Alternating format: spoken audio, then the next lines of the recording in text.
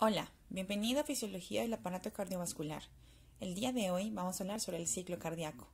El ciclo cardíaco comprende todos los eventos que ocurren en el corazón desde el inicio de un latido hasta el comienzo del siguiente. Los momentos que componen el ciclo cardíaco son la sístole y la diástole. La sístole comprende la contracción isovolumétrica, la fase de eyección y el vazamiento o bombeo, mientras que la diástole posee la relajación isométrica, fase de llenado que se divide en llenado ventricular rápido, en el lento, fase de sístole auricular y presístole ventricular. Dentro del ciclo cardíaco encontramos dos conceptos importantes, la precarga y la poscarga. Hablemos de la precarga. La precarga es una medición o estimación del volumen ventricular telediastólico al final de la diástole y depende del estiramiento del músculo cardíaco previo a la contracción. Se relaciona, por tanto, con la longitud de los sarcómeros, pero como esta magnitud no puede determinarse, se relacionan otros índices para estimar la precarga. Es el caso del volumen telediastólico final o la presión telediastólica final. La precarga puede verse alterada por el retorno venoso, disfunción diastólica cardíaca o alteración constrictiva cardíaca. Es posible que la equivalencia implícita entre la presión medida y el volumen de las cámaras ventriculares no sea correcta, ya que depende en gran parte de la distensibilidad del ventrículo. La disfunción diastólica disminuye el volumen telediastólico ventricular, pero se asocia por el contrario con mayores presiones de llenado. En consecuencia, se pueden malinterpretar las mediciones de la presión que indiquen un adecuado volumen de llenado. Pasemos con la poscarga. La poscarga es la presión de la pared miocárdica necesaria para vencer la resistencia o carga de presión que se opone a la eyección de sangre desde el ventrículo durante la sístole. A mayor poscarga, más presión debe desarrollar el ventrículo, lo que supone más trabajo y menor eficiencia de la contracción. La poscarga se relaciona primariamente con la resistencia periférica total o resistencia vascular sistémica, y esta a su vez con cambios en el diámetro de los vasos de la resistencia, como las pequeñas arterias, arteriolas y venas de pequeño tamaño. Existen dos situaciones en las que se produce una obstrucción directa del flujo de salida de sangre: a nivel de la válvula aórtica en casos de estenosis aórtica y a nivel de la circulación pulmonar en casos de embolismo pulmonar. La contractibilidad es la capacidad de acortamiento de las fibras miocárdicas durante la sístole. La contractibilidad es altamente dependiente de las otras dos variables, la precarga y la poscarga. Otros factores que pueden afectar a la contractibilidad son la activación simpática endógena, la acidosis, la isquemia, los mediadores inflamatorios y los agentes vasoactivos. La carga del líquido que pueda aceptar el ventrículo y la distensibilidad del mismo se correlacionan con la capacidad eyectiva del ventrículo, de acuerdo con la ley de Frank-Starling. Esta ley describe la capacidad del corazón para cambiar su fuerza de contracción y, por tanto, el volumen latido en respuesta a cambios en el retorno venoso. En general, un mayor volumen telediastólico lleva a un mayor estiramiento de las fibras miocárdicas, lo que genera un mayor volumen sistólico. Esta ley de Frank-Starling determina una respuesta característica del volumen sistólico, visualizable en la curva característica con dos zonas diferenciadas. Según la ley de elasticidad de Hooke, cuando un cuerpo homogéneo se estira, la tensión elástica es proporcional al grado de estiramiento. Los vasos no responden a esta ley. Cuanto más se estiran, más se resisten al estiramiento y se vuelven cada vez menos distensibles. Las arterias sistémicas se comportan como reservorios de presión debido a su función elástica. El principio de Ewings-Kessel habla de que el ventrículo izquierdo expulsa la sangre a la aorta y éste se detiene. La tensión parietal aórtica impulsa entonces la sangre hacia los capilares.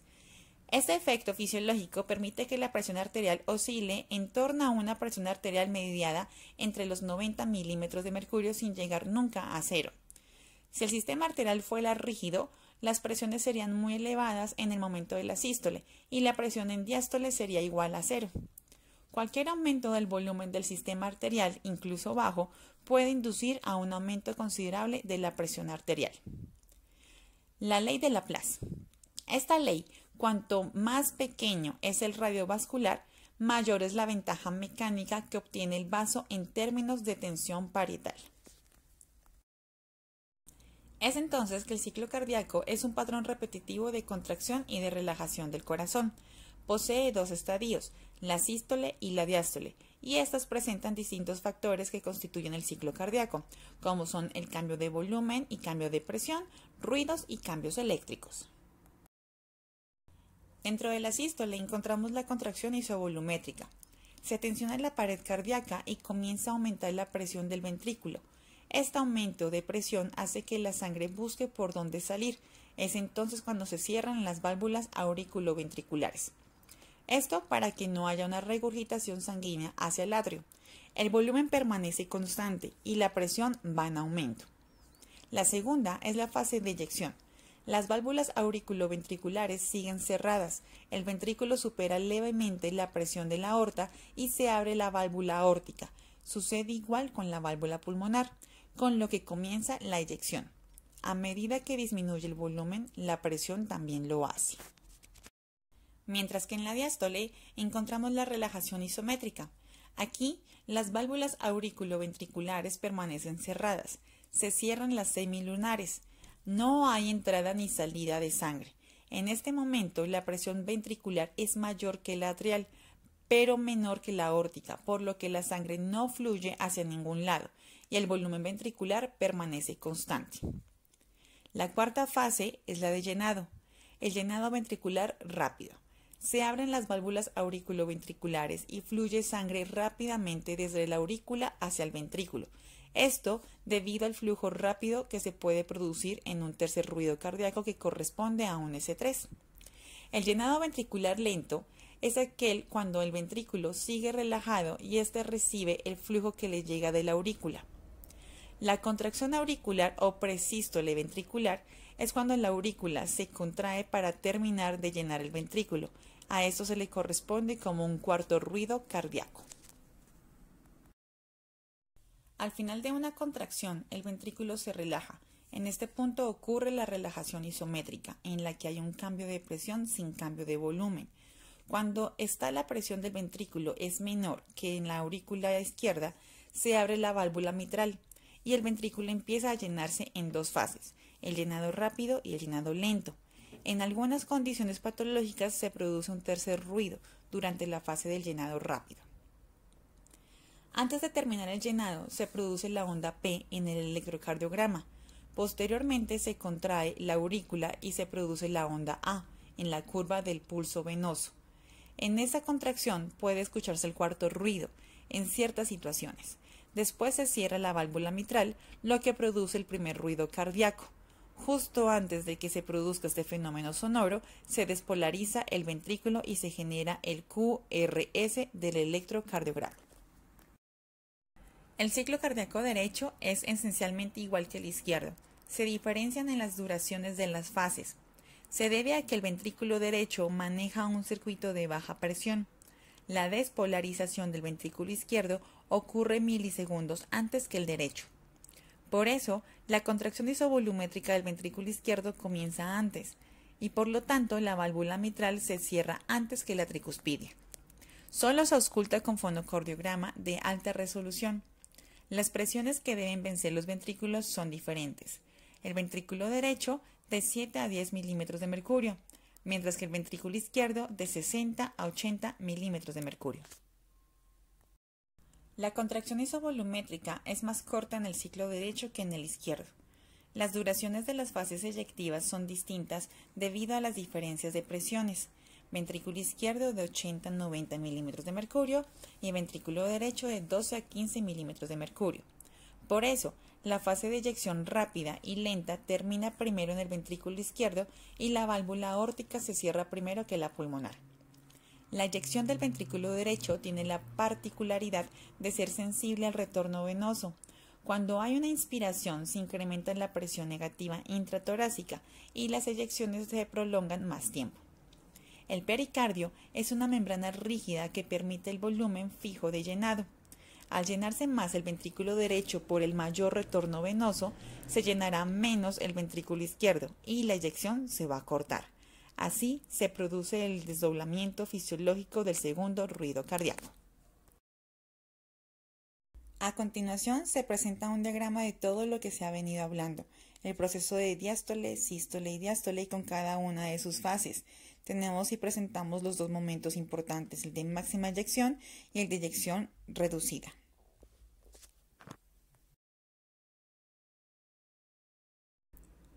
Regulación de la presión arterial.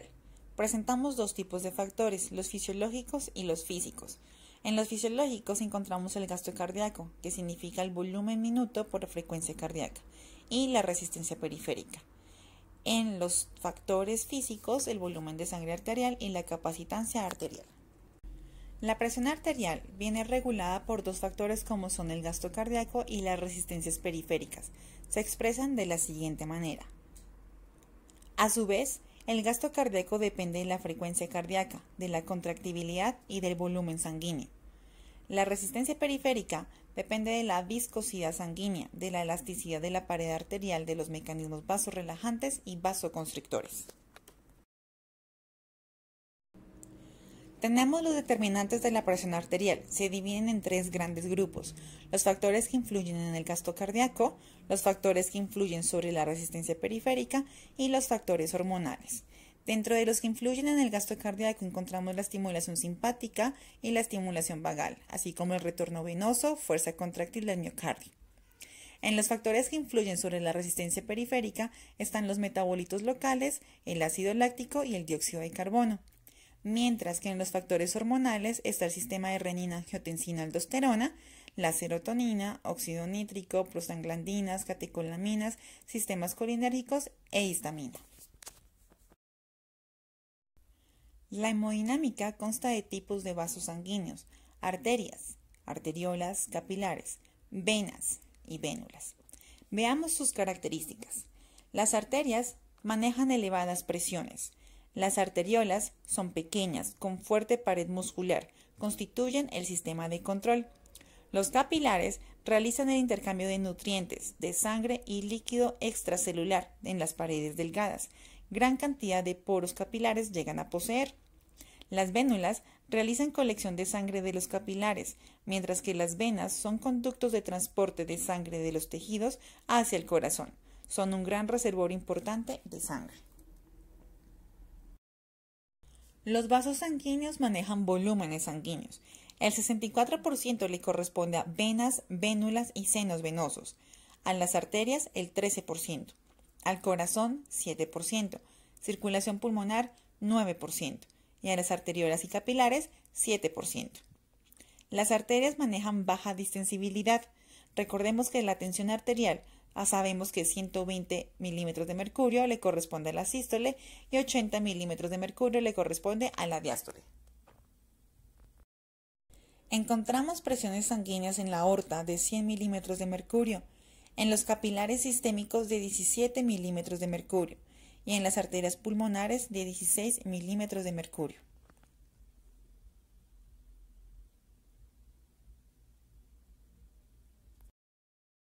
Hablemos de los tipos de circulación.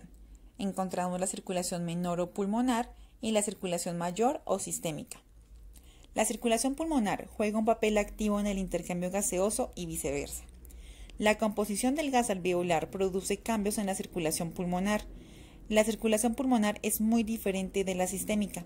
Se trata de un circuito de baja presión, de 10 a 20 milímetros de mercurio, y de gran capacitancia o adaptabilidad, con gran número de vasos elásticos y de vasos que permanecen normalmente colapsados y pueden reclutarse durante el ejercicio.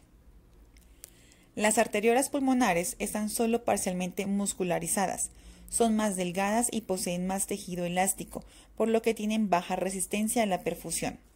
En la pared capilar alveolar, la sangre fluye de forma casi laminar, con baja resistencia, facilitando el intercambio gaseoso. Cuando la presión de perfusión baja, algunos segmentos capilares permanecen cerrados. Cuando aumenta el flujo sanguíneo, pueden reclutarse y abrirse. Los vasos precapilares y los capilares constituyen del 40 al 50% de la resistencia vascular total pulmonar, mientras que a nivel sistémico el lecho capilar apenas contribuye a las resistencias totales. El árbol vascular pulmonar posee una gran distensibilidad. Las arterias pulmonares pueden acumular 2/3 de todo el volumen sistólico del ventrículo. Es un flujo pulsátil en todo su recorrido. La circulación pulmonar es un circuito de alto flujo, baja resistencia, baja presión y gran capacidad de reserva, lo que favorece el intercambio gaseoso, evita el paso de fluidos al intersticio y favorece la función ventricular derecha con un bajo gasto energético. El circuito pulmonar recibe todo el gasto cardíaco, pero sus presiones son menores que las sistémicas y la presión de la arteria pulmonar suele ser inferior a 25 a 30 milímetros de mercurio. Durante el ejercicio, las presiones pulmonares se incrementan poco a pesar de que el flujo aumenta de 3 a 5 veces. Los capilares que estaban abiertos se distienden y aumenta su flujo hasta el doble y se reclutan capilares que estaban colapsados, triplicándose el número de capilares abiertos. El ejercicio aumenta más el gasto cardíaco que el gradiente de presión vascular pulmonar, por lo que no aumenta la resistencia vascular pulmonar. Todos estos mecanismos previenen el edema pulmonar. La circulación mayor o sistémica es un circuito principal de la circulación. Lleva la sangre oxigenada del corazón a todas las regiones del cuerpo, excepto a los pulmones, y luego de regreso al corazón. Todas las arterias sistémicas desembocan en la vena cava inferior o en la superior, las cuales a su vez lo hacen en la aurícula derecha. Finalmente encontramos un cuadro en donde se ven las diferencias entre la circulación pulmonar y la circulación sistémica. Circulación pulmonar es más pequeña, de presión baja, un flujo más lento pero genera el intercambio, mientras que la circulación sistémica es más extensa, alta presión y un flujo mucho más rápido.